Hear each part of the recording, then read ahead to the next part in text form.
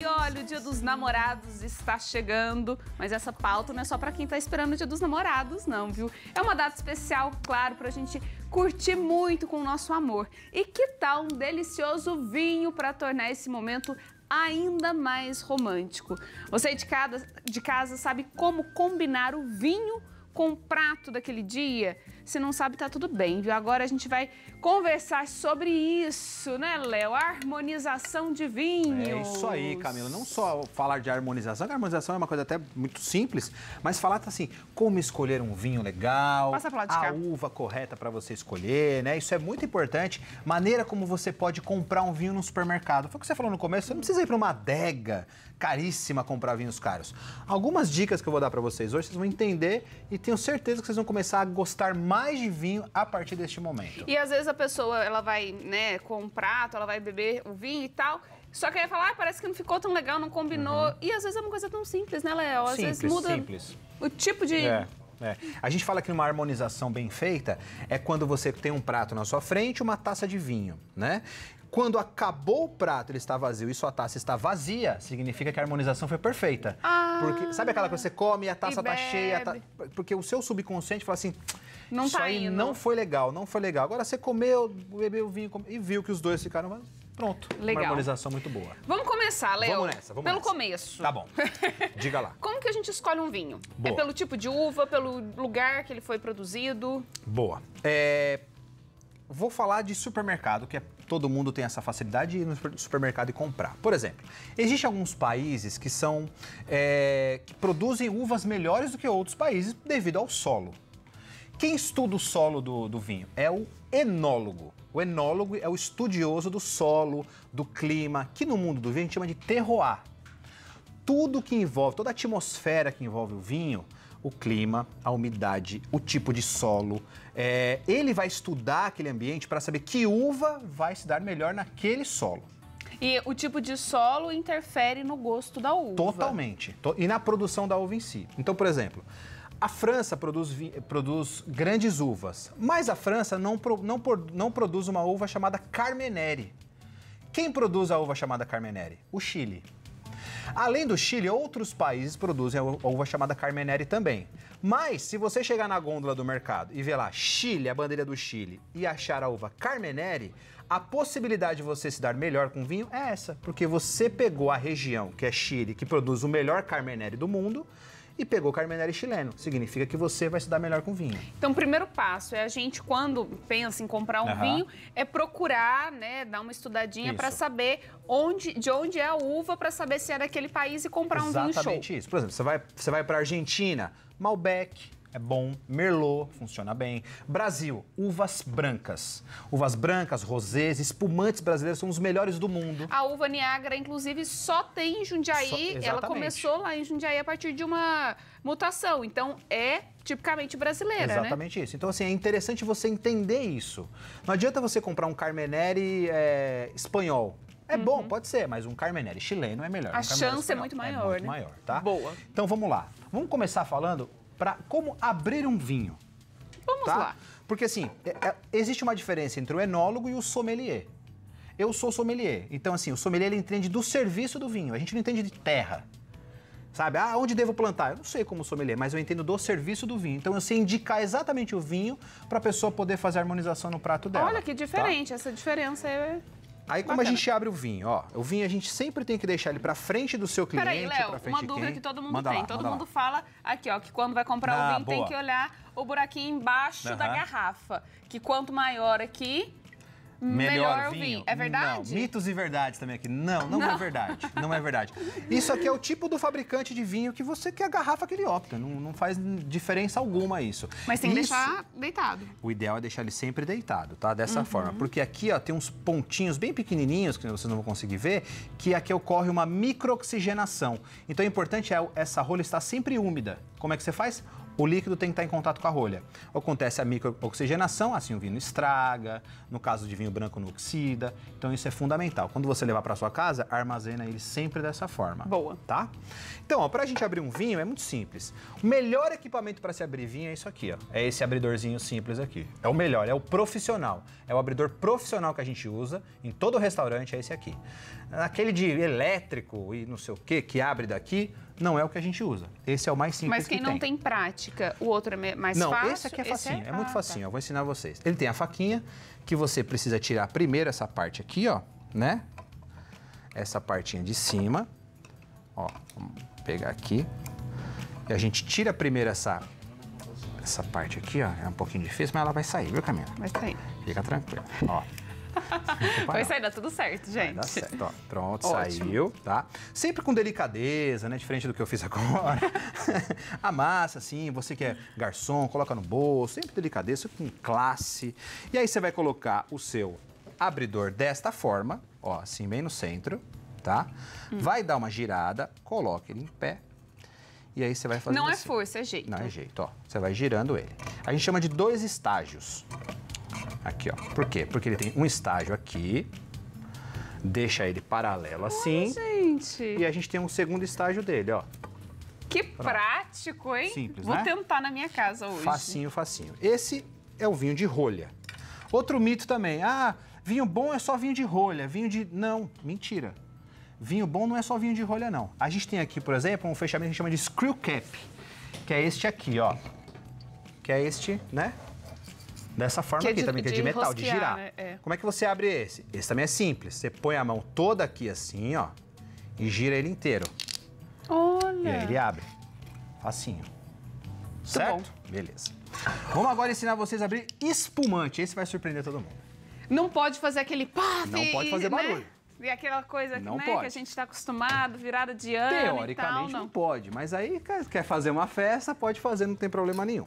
Agora, uma outra coisa, champanhe mesmo é só de uma região. Só da região de Champagne na França. A gente só pode chamar de champanhe o que vem da região de Champagne na França e feita por 3 uvas. Chardonnay, Pinot Noir e Pinot Grigio. São essas 3. Fora isso, é espumante. Então, assim, a gente não pode chamar... Poder pode, né? Não é? Enfim. Aqui na nossa linguagem a gente até fala, mas não é o champanhe. correto, Não, né? o correto é espumante. Legal. O que vem dessa região de Champagne na França, a gente pode chamar de champanhe. O que vem da Itália é um prosecco. O que vem da Espanha é uma cava. E o que vem do Brasil é um espumante. Espumante. Né? Ótimo. Só pra... E aí, para abrir o espumante, ó, a gente tira esse lacrezinho. A gente sempre usa um pano de serviço para poder segurar bem a rolha, que ela não sair. Meu Deus, agora é a hora da Não, verdade. ela não sai não, espero que ela não saia. Ó, você abre ele aqui, desse jeitão, assim.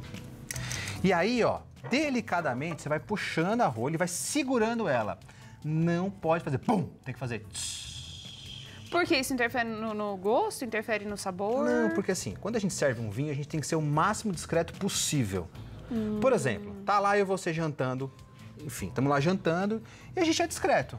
Aí chega o garçom, pum! Aí todo mundo olha pra nossa mesa e a gente fica assim, meu Deus, o que é isso, gente? Não né? precisa. Entendi. Então tem que ser super discreto, que é mais chique, é mais... Ó, Olha, gente, Pronto. vocês nem escutaram, né? é assim. É. Espumante se abre dessa forma, tá? Agora, tá lá, quer fazer uma festa, pau, estoura lá, não tem problema nenhum, tá? Ok. Vou te dar um outro exemplo. Essa marca é uma marca muito famosa brasileira. Este espumante, que é um dos melhores do mundo, eu não tô brincando, este espumante que eu comprei no supermercado é um dos melhores do mundo, ele custa R$29. Ele é fabricado no sul, né? Fabricado no Sul, ele custa R$29. Então é aquele Este- mito de que só coisa cara, coisa boa, viu, gente? Nada Exatamente. disso. Este rosé, que também é brasileiro, esse aqui é feito no Nordeste, ele custa R$30. Esse rosé aqui. Esse é de Juazeiro? É. Do Rio São Francisco. Do Rio São Francisco, é. Então, quer dizer, não é necessariamente o preço, né? Quanto mais caro, melhor. Não, tudo é custo-benefício, tá? Então, assim, uvas claras, Brasil. Você vai acertar sempre. Espumante brasileiro, você vai acertar. Você vai comprar um super espumante, tá? Como a gente agora faz a degustação Como do que a gente vai vinho? combinar depois também, né, Boa, Léo? então vamos lá. Ó, por exemplo, o vinho tinto combina com carne vermelha. Não é uma lei, tá? É uma regra. Tem as suas exceções. O vinho rosé, normalmente, combina também com carne vermelha, mas com carne vermelhas assim um pouco mais tranquilas. Por exemplo, Mais leves. Um carré de cordeiro, Uma carne de porco, um rosé combina. Já o vinho tinto, ele combina com carne vermelha. Ele combina com peixe? Difícil. Não tem, é um pouco mais complicado combinar com peixe. Mas um rosé combinaria, por exemplo, com um bacalhau. Funcionaria. Um salmão. Um salmão também funcionaria um rosé. Fica legal. Então, assim, seguindo essa regra, vai dar super certo também. Vinho tinto, carne vermelha. Carnes brancas, você pode comprar um rosé a um branco. Tá? E massas? Massas, depende do que tá na massa. Depende do recheio que tá na massa. Se eu faço uma massa com molho de carne, tinto. Mas e se, por exemplo, não tiver proteína na massa? É a massa com molho, Molho vermelho, por exemplo? Eu iria para um rosé. Caberia bem um rosé. Se fosse um molho à base de queijo, aí o vinho já fica um pouco mais complicado. Aí eu prefiro um espumante. O espumante a gente chama no mundo do vinho de coringa. Por exemplo, você está num restaurante, eu estou num restaurante. Você pede carne, eu peço peixe. Como é que a gente vai harmonizar juntos? O espumante, ele vai resolver o problema de todo mundo. O espumante vai resolver o nosso problema. A gente chama ele de coringa. Então você não precisa tomar um vinho ou tomar outro. Um espumante, ele resolve todo o nosso problema. Entende? E qual é a diferença para o brut? Ah, boa. É a intensidade de fermentação. Né? Por exemplo, esse aqui é um, se eu não me engano, é um demi-sec. Ele é um vinho de um corpo mais leve, mais suave. Outra coisa, vinho suave, vinho doce, né? Não, eu falo isso, as pessoas podem até achar ruim, mas vinho doce não existe, não é vinho. Vinho suave também não é vinho, é uma bebida à base de uva fermentada que eles acrescentam açúcar. Não existe, não tem a fermentação na barrica ou em qualquer lugar. Eles colocam açúcar no vinho suave. E o vinho seco, ele é só o vinho, ele não tem adição de açúcar, nada. A fermentação ocorre na própria garrafa ou em tonéis de madeira, de inox, que seja. Já o vinho doce, esse suave, eles acrescentam açúcar. Por exemplo, uma outra dica que eu vou dar. Aquele Prosecco que você compra, que é super barato, não custa nem R$10. No final de ano todo mundo bebe. Aquilo é igual um refrigerante. O gás carbônico é introduzido nele, o sabor é introduzido nele, o álcool é introduzido nele. Ele não é feito com o processo igual natural, esse método, né? que é a fermentação na garrafa. No caso do espumante, a fermentação ocorre dentro da garrafa. As saccharomyces aqui, que são que come o açúcar da uva, ela libera o gás carbônico, faz com que ele fique um espumante. Legal. Né? Vamos então agora para degustação. Como degustar um vinho, tá? Sentir a sua felicidade agora. Um sorrisinho no seu rosto. Aguardando por este momento, Léo. Aí você chega lá num restaurante, né? O cara fala assim, quem vai degustar? Ah, sei lá, eu vou degustar. Ele vem, o garçom vem, serve um pouquinho só. Desse jeito assim, ó. Nada de colocar meia taça Não, já nada disso. e tal, né? Sempre o garçom sempre gira assim diferente de mim, tá? Pra não pingar em ninguém. Aí você precisa fazer com que esse vinho respire, que entre oxigênio aqui, que ele troque oxigênio com o ar, para que ele abra, para que ele libere o seu buquê. É muito chique, é muito chique, cara. É muito fino isso, E aí né? você faz esses giros assim, ó. Dessa forma. Ah, mas isso é frescura. Não, isso serve para você realmente liberar os aromas do vinho. Mas isso todas é as muito vezes que a importante. pessoa for beber, ela precisa... Não precisa. Só para degustar. É só na primeira, tá? Ah, tá. Porque senão você se torna um enochato, que também tem um enochato. Que vai nos restaurantes e fala assim, não, porque isso é o quê? Cheirar rolha e tal, e você é um enochato. Não precisa, Entendi. não precisa. O conhecimento tem que ficar para você, não passar pro garçom, que é muito feio. O cliente tá sentado e fala assim, não, deixa que eu te... É feio, não é bonito. Guarde Vamos essa ser informação para elegantes. você, exatamente isso. Então, assim, ele põe um pouquinho desse jeito. Eu vou até fazer para você provar. Sabe por quê? Porque você precisa entender na boca como funciona, tá? Só um pouquinho, tá? Vamos lá, aprendendo a degustar Ó. esse vinho. Então, assim, você vai girar o vinho como eu fiz. Toma. Vai. Se não tiver segurança assim, não, pode girar assim mesmo. Gira bastante. Muito bem. Aí, primeiro Torcendo aspecto. para não voar na minha blusa. Primeiro aspecto, a gente precisa olhar a coloração do vinho. Então, a gente coloca numa luz. Não faça isso no restaurante, tá, gente? Faça isso na sua casa, que é mais bonito, mais elegante. Aí você vai identificar, nossa, é um rubi, tá vendo? É um rubi bem intenso, né? Sim. Então, é um vermelho bem intenso. Aí você traz o vinho ao nariz, mas dentro mesmo. Fia o nariz ali assim, ó. Respira o vinho. Aí você vai sentir o vinho. Vai dar uma giradinha. Ou seja, você viu, você sentiu o cheiro, né? De todos os sentidos que a gente precisa. Aí você vai levar a boca, mas só um pouquinho. Aí na boca você vai... Saiu. Ó, eu vou te mostrar, você vai ver como é. Assim, ó.